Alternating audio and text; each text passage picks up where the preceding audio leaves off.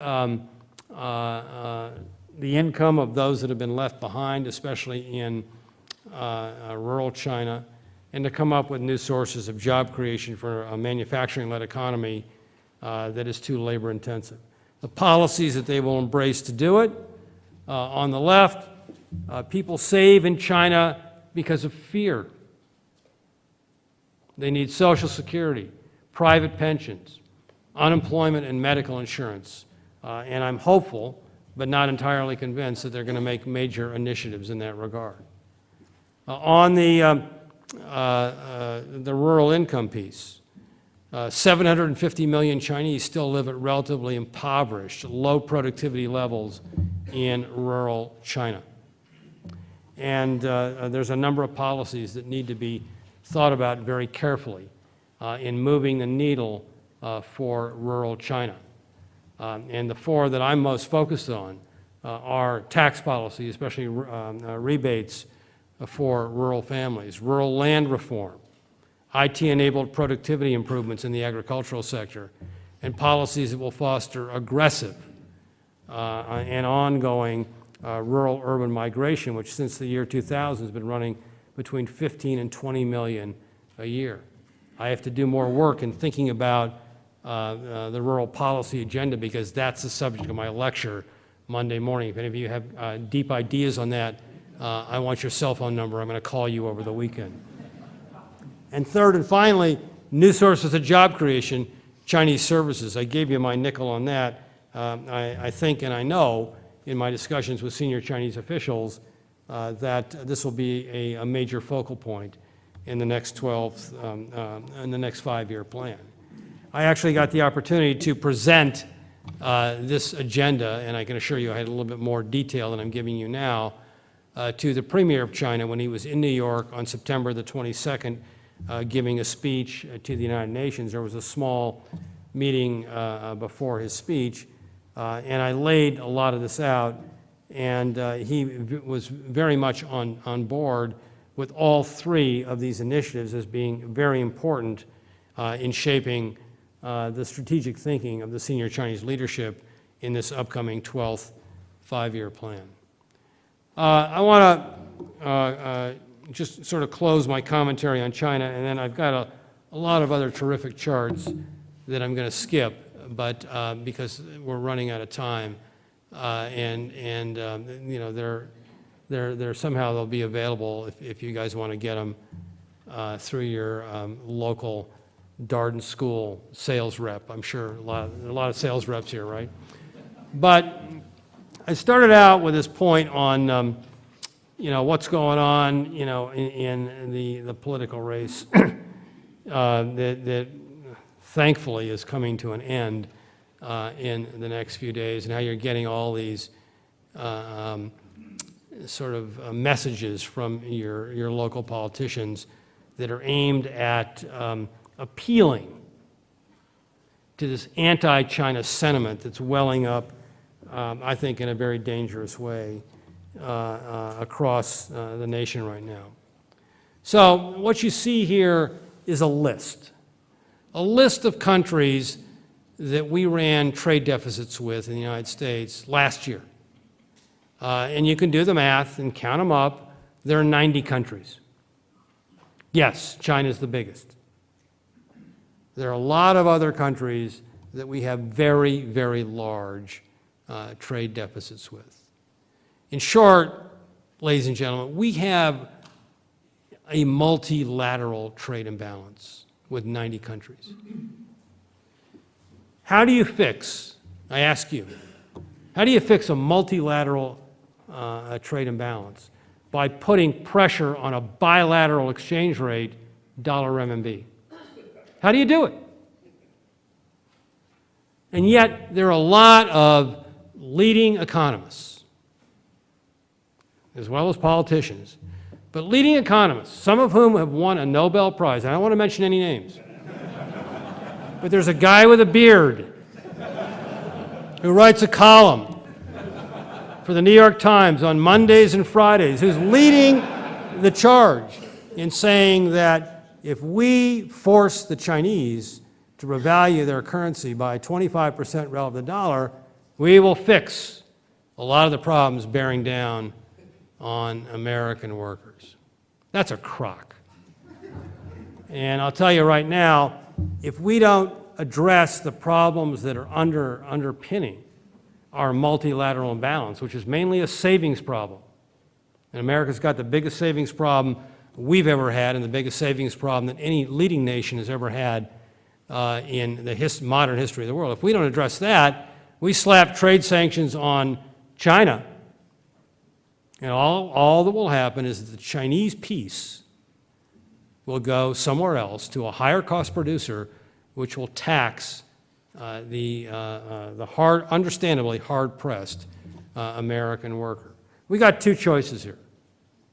We can play this tough, macho game of trade protectionism and try to chip away country by country with trade sanctions, or we can push really hard on an economy like China to say, look, you need to shift your own model away from relying on external demand toward relying on internal demand.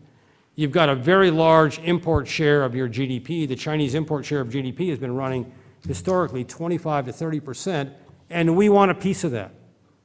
And we can compete to sell American-made goods, which I can assure you there's an enormous appetite for in China, to get a piece of what could well be the greatest consumption story in the modern history of the world. What's the choice?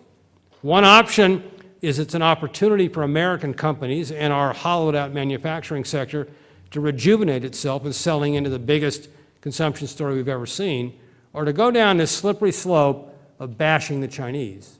And by the way, they will reciprocate, I can assure you. If we put sanctions on goods they sell us, they will put sanctions on goods we sell them. You may say, big deal? It is a big deal. China is our third largest and most rapidly growing export market. The Obama administration, you remember them, they have a goal of doubling exports over the next 5 years. How do you double exports in the next 5 years if you put trade sanctions on our third largest trading partner?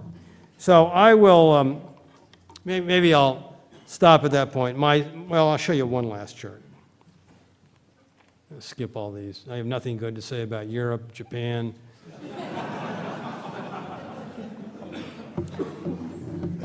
I told you, they're terrific charts, though. If I had another couple hours, I would do that. But I want to leave you with this little thought here. This sort of goes back to, sort of a lengthy perspective on the ebb and flow of global leadership. It was not that long ago, sort of early to mid-1800s, when China and India combined were about 50% of the world's GDP.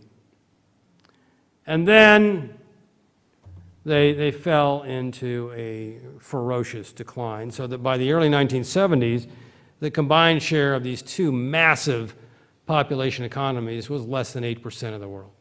And now they seem to be back.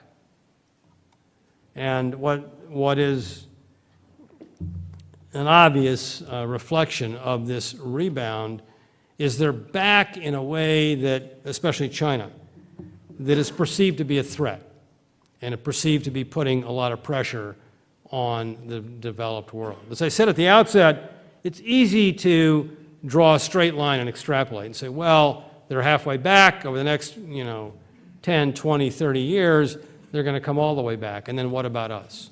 Will they come all the way back? Are we truly in the Asian century, as so many people want you to believe? For that to occur, I would argue to you today that Asia's got to change just as we have to change. We've got to figure out a way to compete and grow and create jobs again, and Asia's got to rely much more on its own internal 3.5 billion consumers to sustain economic growth. If Asia doesn't do it, if we don't do it, then the world economy is going to be in a very tough place over the next few years.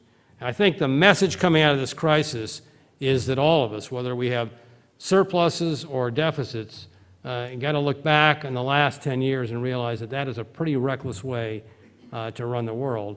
And there's a lot of pressure on not just today's Asia, but the next Asia to figure out a new way to do it. So I'm going to stop at that point. We have time for Q&A, and take the mics. Thank you very much.